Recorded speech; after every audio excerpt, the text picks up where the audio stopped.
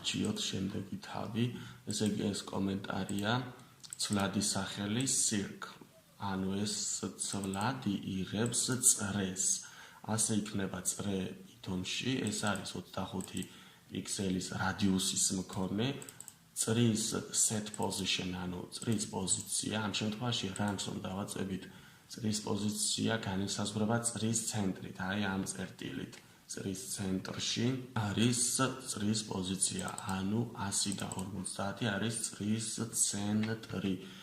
ფერი შეგვიძლია მივუთითოთ circle set color-ით და რა თქმა უნდა add circle ნიშნავს რომ გამოჩნდეს კანვასზე.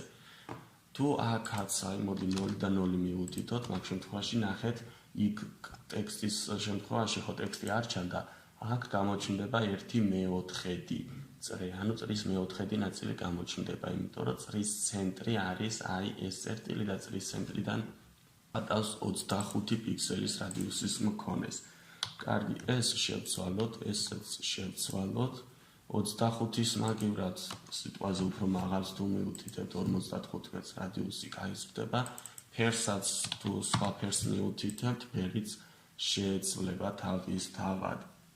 აქაც გასაგები არის წესრით next დავაჭიროთ, გადავიდეთ შემდეგ სავარჯიშოზე.